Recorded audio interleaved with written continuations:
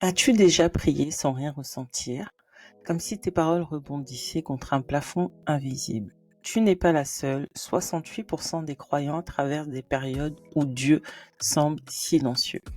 Bienvenue dans cette daily dose de sagesse. Aujourd'hui, je te révèle la méthode que Anne a utilisée pour transformer ses émotions en une rencontre avec Dieu si puissante qu'elle a changé l'histoire d'une nation. À la fin de cette vidéo, tu sauras comment tes émotions à toi peuvent te propulser vers une nouvelle dimension dans ta relation avec Dieu. Parlons de Anne rapidement.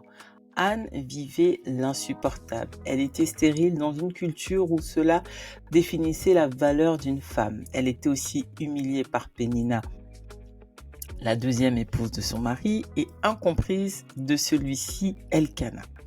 Pendant des années, elle avait prié certainement de manière conventionnelle, sans réponse. Mais ce jour-là, si tu peux répéter avec moi, ce jour-là, elle a pris une décision radicale. Elle a abandonné les formules pour utiliser sa souffrance comme un tremplin vers Dieu.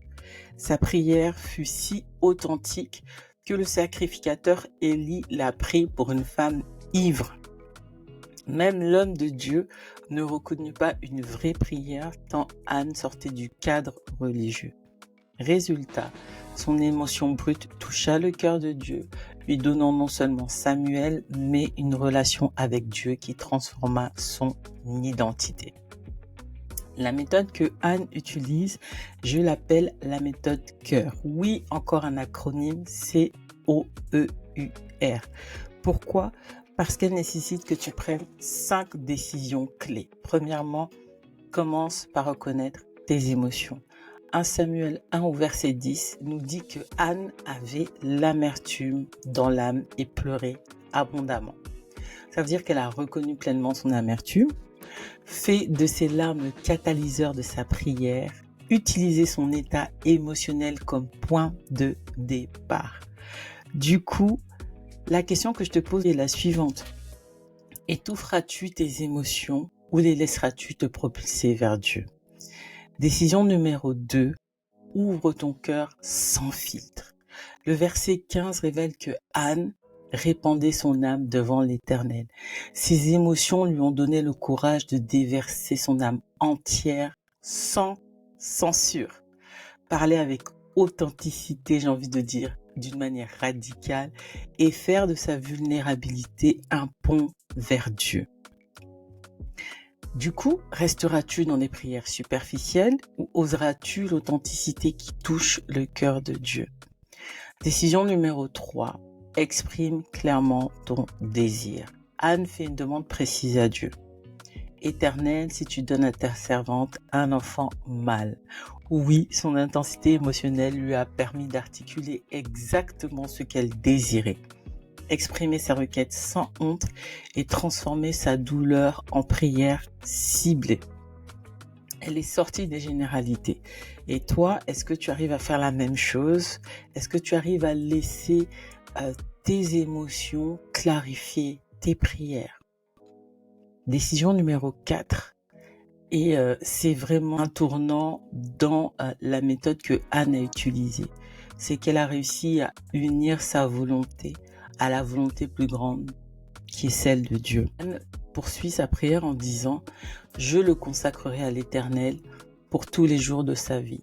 Et donc ses émotions l'ont conduite à transformer son besoin personnel en contribution pour Dieu, à offrir par avance le fruit de sa prière et j'ai envie de dire à s'élever vers un engagement plus profond et plus grand que sa propre vie à elle. La question que je te pose ici est la suivante. Laisseras-tu tes émotions te replier sur toi-même ou t'aligner avec les desseins de Dieu? Décision numéro 5, et celle-là aussi elle est très très importante. Reçois sa paix avant même d'avoir vu l'exaucement.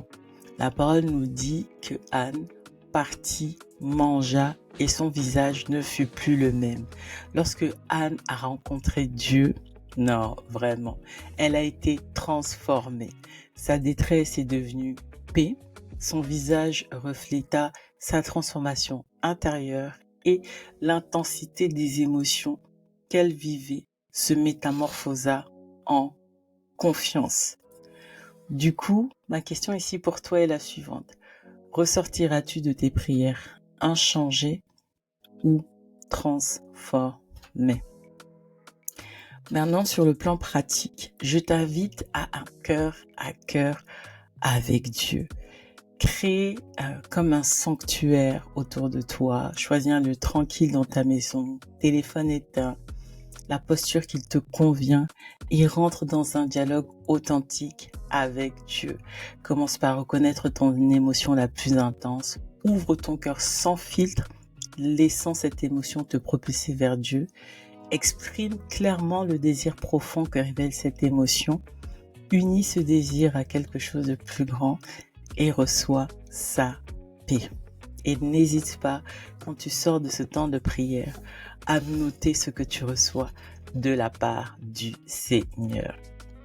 Le secret de Anne, laisser ses émotions la propulser vers une dimension de prière où Dieu pouvait être touché. Ces quelques minutes que tu prends dans la présence de Dieu peuvent transformer tes émotions intenses en prière puissante. Aussi, vas-tu laisser tes émotions t'éloigner de Dieu ou décides-tu aujourd'hui de les utiliser comme tremplin vers une rencontre transformatrice? L'histoire de Anne se termine par ces mots. Et l'Éternel se souvint d'elle. Et c'est grâce à ses émotions et non malgré elle qu'Anne a touché le cœur de Dieu. Son amertume est devenue l'impulsion vers une rencontre avec Dieu qui l'a transformée.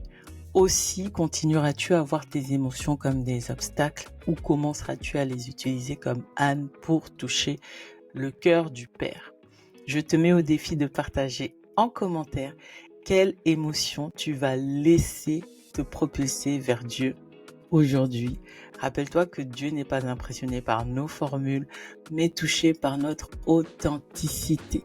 Nos émotions les plus intenses peuvent devenir des prières puissantes. Pour l'heure, je te dis à lundi pour la prochaine Daily Dose de sagesse et à demain pour notre épisode Ta dose de sagesse.